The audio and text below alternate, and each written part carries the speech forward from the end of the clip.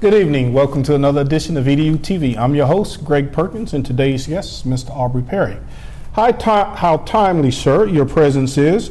We are having the NCAA tournament, and I understand that your organization serves as a segue to help potential athletes understand what requirements there are to apply for college. So tell me about Path to D1 and tell me your motivation for starting the organization. Okay, well, thanks for having me, Greg.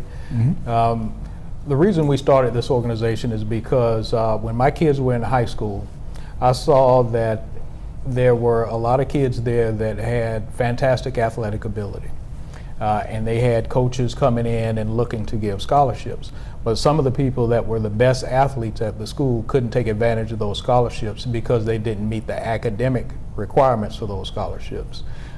We started looking into that school and then other schools in the area, and we saw that it was a fairly significant problem in the area where you have a lot of kids that just aren't meeting those requirements. So they can't go to school, and that causes other issues not only in the family but in the community. So it was something, the education is something I've always been passionate about, and I had a couple of kids that were going through the process. Okay. So it was something that we wanted to do. Okay, great. On a comparative whole, what % of students do you think know anything about the process? Would you say it's more 20, 30%? Because you guys are helping to fill that gap now, and I'm really surprised that colleges aren't allowed themselves to set up those type of programs that would help to educate the kids about this process. So what % of students would you think even know what the requirements are?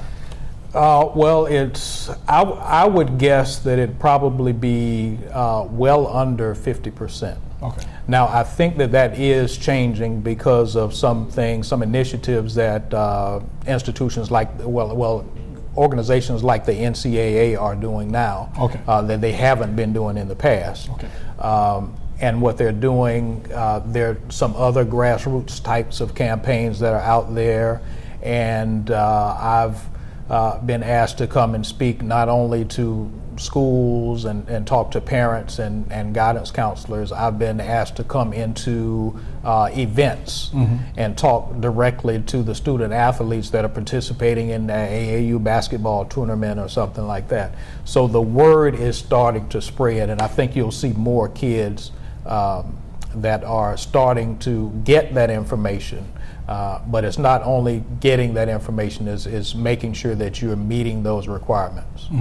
Yeah, and keeping up with technology, I was on your website earlier and I saw that you had developed an app, and I know these rules are changing all the time, so tell me what role that application plays in terms of keeping kids abreast of the latest and greatest of what's required of college athletes. Well, we would go to schools and we would have different levels of success when we came to speak. And what we found was that if we went to school and the school promoted us as a talk about academics, then we wouldn't have very many people attend. If they came in and they promoted it as a conversation about scholarships, athletic scholarships, we'd have more. But then we still weren't getting the type of turnout that we'd hoped for. So we kind of learned over the process, and we've been doing this for 5 or 6 years now. We've learned that we have to go to where the students are and where the parents are and coaches. So we developed a smartphone app that's available both for Android and for the iPhone. And what it does, it has information on eligibility, it has recruiting rules, it has links to academic support sites, and we thought that that'd be the best way, so that even if a coach doesn't know all of the requirements, then the coach can say, hold on a second, pull out the app, go and look at the requirements, see what they are. And the app was the easiest way for us to keep it up to date, so that when the rules change, we can make one change on our master system, and then it disperses to everyone that has the app. So every time you open the app, you always have the latest information. That's great. Staying with technology, being that any elite athlete, they can probably post their stuff on YouTube. There are a number of websites out there. Is one of the things that you all do you all assist kids with the college selection process? For example, you see a lot of kids, they may go and they may be an elite athlete at their high school, but when they go to University of Florida on basketball scholarship, they may sit the bench for 3 years as opposed to maybe going to a tier 2 school. Do you all have discussions about that with the kids to make sure that they're getting the maximum out of their college athletic experience? We do talk about selecting colleges. It's not the core of what we talk about, but if we've asked about it, we talk about it, and we talk about just that same thing. I coached a 10 and under basketball team that was a pretty good basketball team, years ago. Everybody on the team wanted to go to Duke and play basketball. Right. So we had to let them know, everybody can't get into Duke. Correct. And everybody's not going to be good enough to go to Duke. So we talked about when you're setting your goals for the colleges that you're looking for, what you want to do is list the things that are important to you. Okay. And then as you start to visit these schools or talk to these schools or research these schools, score each school. That way you're scoring everyone on the same score sheet, and you can compare apples to apples. Right. And then make your decision based on that. Now, relative to the ACT and the SAT, kids knowing even from a young age in middle school that they are probably going to get some type of scholarship offer, do you think, it seems that some of them, even though they know this way ahead of time, that they don't properly prepare academically. Is that one of the things that you all talk about to them too, that no school is just going to allow you to come in, you still have to have an ACT or an SAT good test score? Right. The way the academic process works for the NCAA, you have to graduate from high school. These are the requirements. You have to graduate from high school in 4 years. You have to take the required number of core courses. It's 16 core courses, and they're broken out, but they're your math courses, your English courses, and your social and natural science courses, and some other electives that may count. But each school, every school in the country, each high school has a list of approved courses that are approved by the NCAA that said these are the core courses at your school. So they might be different if you're at one school and you transfer to another school. They're going to have a different core course list. That's the reason we always put them in touch with the guidance counselor. The third item is you have to be certified as an amateur athlete, and that means you haven't received any money or any extra benefits or anything like that. And the fourth one is you have to make a qualifying score on the SAT or the ACT. And what the NCAA uses is a sliding scale. When we were talking about those core courses, the NCAA looks at a core GPA. It's not your cumulative GPA that you have on your transcript. They look at only those approved courses. Those approved courses make up your core GPA. And then the higher your core GPA is, the lower your required score is on the ACT or the SAT. If you have a low core course GPA, then you're going to have to score much higher on the SAT or ACT. So what we tell students and parents is do as well as you can in those core courses. Make sure that's your focus every day to get the highest GPA you can in those core courses to minimize the impact of those tests. Oh, okay, interesting. The College Center, I was also on the website, and I clicked a link, and I guess it took me to the NCAA, and I saw that students have to be college eligible, and it seems like there's something called the College Eligibility Center. Yes. Now, me being an educator, knowing that a lot of these kids come from low income or underserved families, I saw that there was a $70 fee. Now, what is that fee, and what does it pay for? I mean, why are they asking kids to pay $70? Well, what happens, the eligibility center certifies all of your courses, your test scores, and everything. Let's just say you were a high school athlete. I was. And you were very good, I'm sure. And when you had coaches coming to you and saying, Greg, I want you to come play for me, then what happens with the NCAA is you'll be asked to register for the NCAA at the NCAA Eligibility Center. And that's where you're going to put in your core courses, you're going to submit your transcript, you're going to submit your test scores. And they're the kind of like the keeper of all of that information. And then when a college says, I want to offer Greg a scholarship, then the NCAA will look at all of your information and see if you've met those requirements. Okay. They'll check your core GPA. They'll make sure you've taken the 16 courses. So they're providing the service to make sure that you have everything in place. That's correct. Okay. Now they do have, you were talking about the $70. If you qualify for free and reduced? Yeah, okay. Free and reduced, then you can use that with the NCAA and they will waive that fee. Oh, okay. That is absolutely awesome. Are potential college athletes, are they allowed to receive monies from outside agencies? Let's just say a kid needs to make a couple more points on the ACT or ACT. Are they allowed to accept outside monies for someone to pay for that? No, they aren't allowed to receive money under any circumstances. Okay. Now, what can happen is if there's an organization that is offering a service and that service is available to everyone, then they are allowed to go in and utilize that service. Okay, but when you start getting into the situation, especially when you're talking about giving money, then that's a big no-no with the NCAA, and that's where we talk about the extra benefits and being certified as an amateur.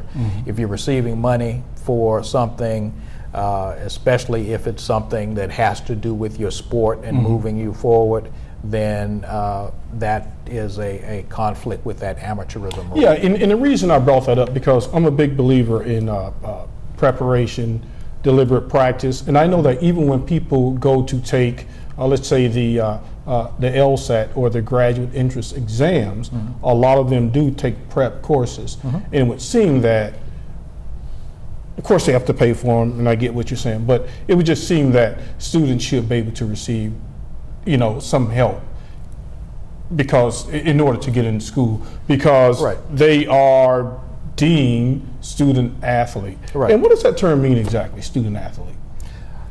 What it means is that you're a student first, and which means you put your schoolwork first, and then you're an athlete. Is that how that goes? That's what it means. That's what it means. But let's be honest about this. Sure. If you're being recruited to come and play football for a Division I school, then that coach gets his job is dependent on wins and losses. Sure. So they may not necessarily be recruiting you to come in and be a student. They're recruiting you to come in because you got a fast 40 time, or you can you rush from the end or whatever. So you have to take that upon yourself to make sure that you're getting what you need out of the school. Well, Mr. Perry, we certainly appreciate you coming on here and sharing with us. And I believe your website is path_d1.com if students are interested. .org. .org. I'm sorry. That's path_d1.org. Thank you, sir. Anytime, Mr. Perkins. Thank you. Stay tuned for our next segment. I am for the child who's had 7 addresses in a single year because she's in foster care, because her father abused her, and her mother couldn't believe her. She is the child I am for. I am a volunteer child advocate. I am you. Florida residents call toll-free 866-341-1425. Welcome back to the second segment of our show. I'm your host, Greg Perkins with EduTV, and today's guest is Ms. Lisa Garrigas. This is a portion of our show called Teacher Talk, where teachers, they come in and they share with other teachers important strategies that they've used in the classroom that are effective.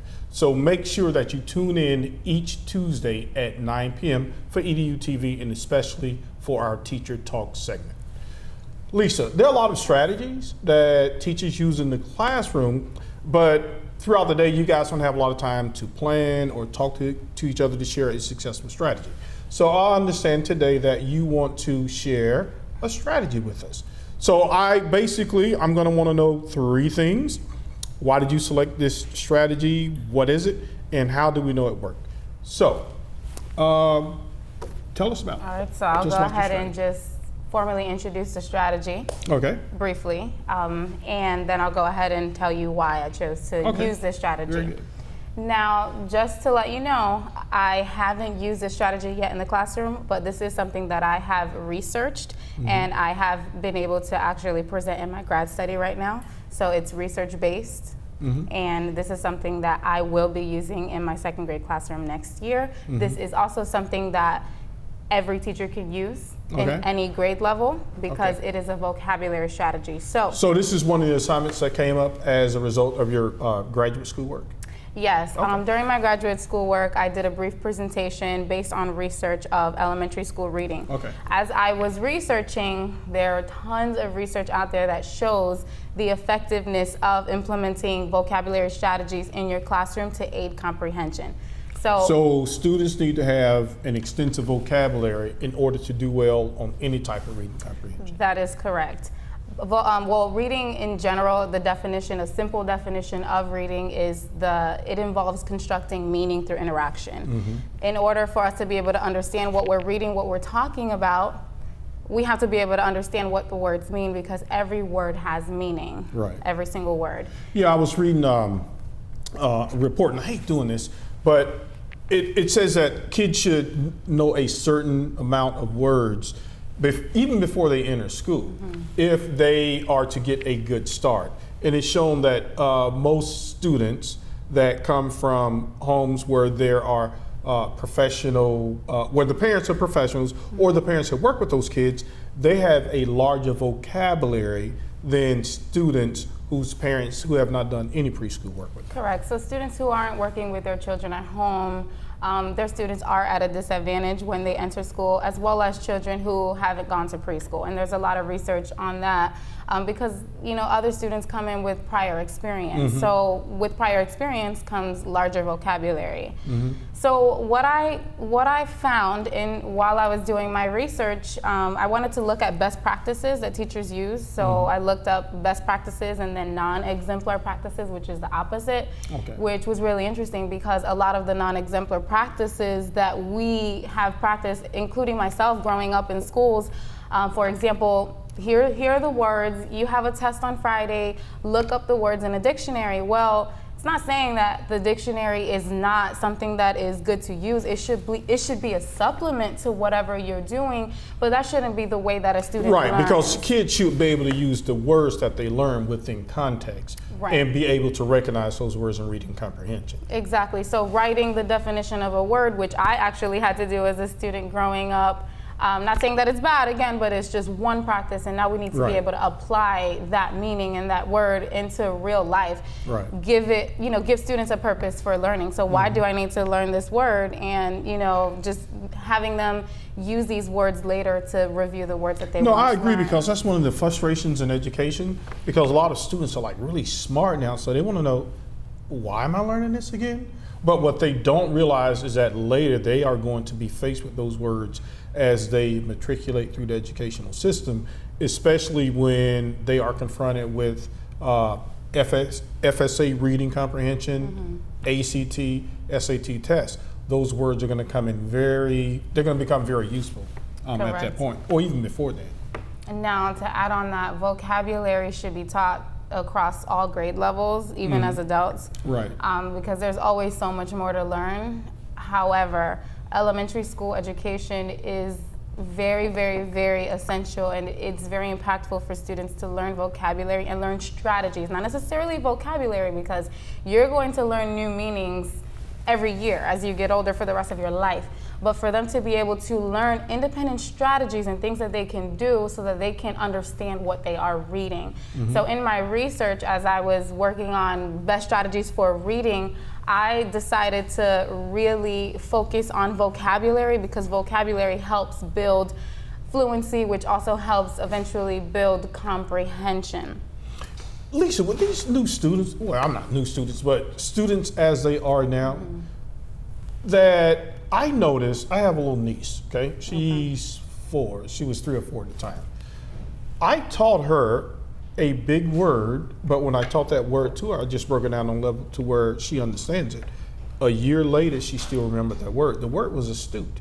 I would say, hey, Uncle Greg, I'm very astute. So is it possible to even begin teaching students at a much earlier age than what we've done in the past? Certainly, and that's also, I mean, I don't want to get very technical, but that's also where Common Core, goes along, where certain words in the standards are what, as a kindergarten teacher this previous school year, I've been able to actually teach my kindergartners and use very frequently the words, the verbs that we are told in the standard. So if the kids are comparing and contrasting, it's impactful that they should be able to know what compare and contrast means to be able to even do that when we're reading a story. So don't limit a kid simply because they're in a certain grade level. Correct. It should just be a foundation so that they can continue on it, and then later when they hear it again, they'll say, oh, I learned that already. It's nothing new. So again, just to reiterate the importance of reading and vocabulary in elementary, studies actually show that by 4th grade, if a student has vocabulary at a lower grade level than what they're supposed to have, they slump. And so if they're not taught those strategies, high school teachers, middle school teachers, even college professors believe, and they continue on with their teaching. Students aren't learning a lot of times what they're reading because they don't understand how to search for words within the context of a reading to be able to make meaning of what's going on for them. So they need to have learned that by 4th grade. Yes. So okay, very good. And so because you don't want them to regress with their progression of acquiring new words. Okay. Correct. Very good. So where students first learn to read and then they read to learn. So it's not just in reading, it's in social studies, it's in science, it's in anything that a student is learning or reading, or even in conversation.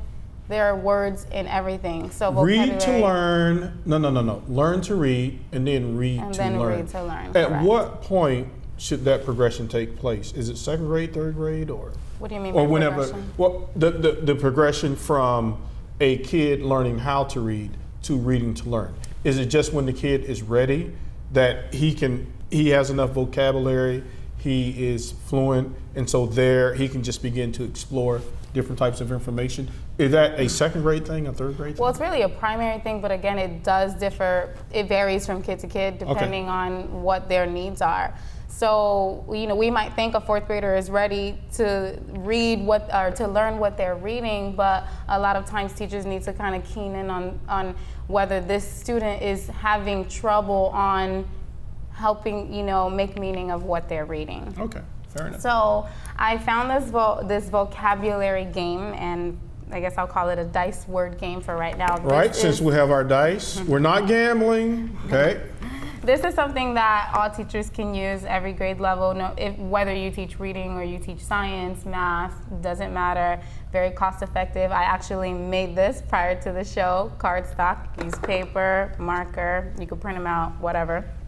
Now, is this a lesson for a specific grade level or grade range? This in particular, I want to say this caters to 2nd grade. Okay. But again, if you are a 5th grade teacher and you're going into even a math lesson, you may want to go into keywords to preview what you're about to teach them so that they can have prior knowledge, and then it starts to make sense. So if you're teaching students, long division, they need to be able to know the terms. If you're on the board modeling an example of how to solve a division problem, just continuous they practice. need to be able to know these vocabulary words. So I'll show you what it looks like. You can create your own. This is just something that I pulled from online. I did not personally create this, but you can tweak it as you want.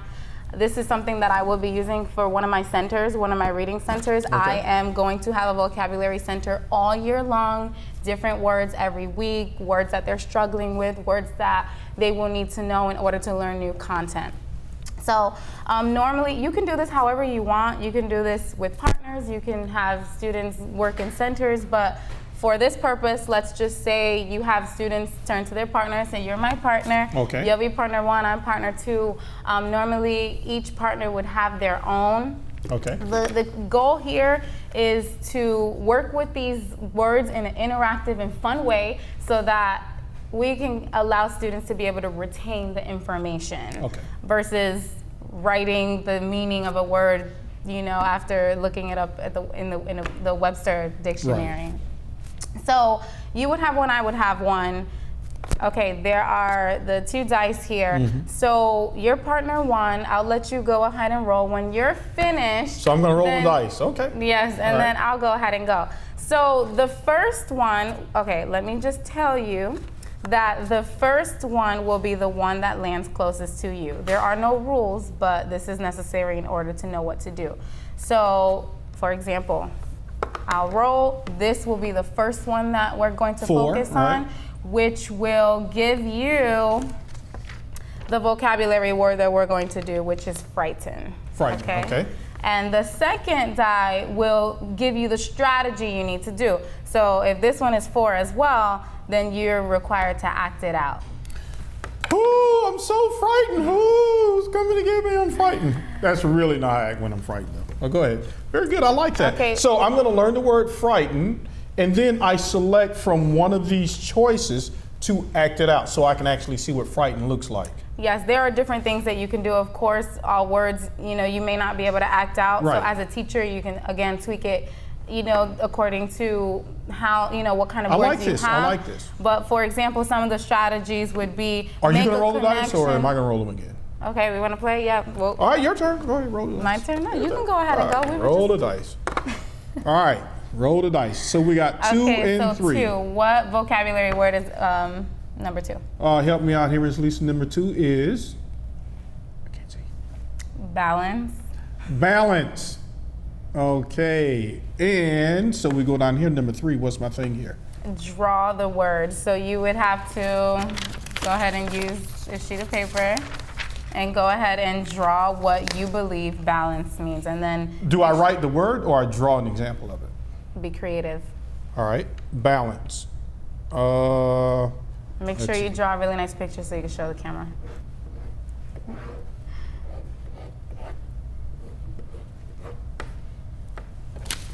There you go, audience. Balance. That's what balance looks like.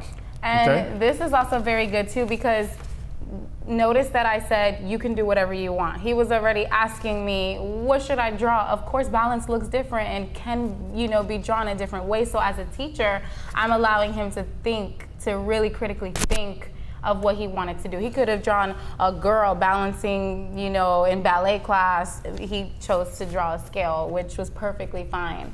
So these are the things that will actually allow the student to be able to retain later, to be able to use it later on in life. Okay, we have about 30 seconds left. Lisa, I've really enjoyed this section. So the name of this game, again, for the teachers that are watching out there, is? Dice word game. Dice word game.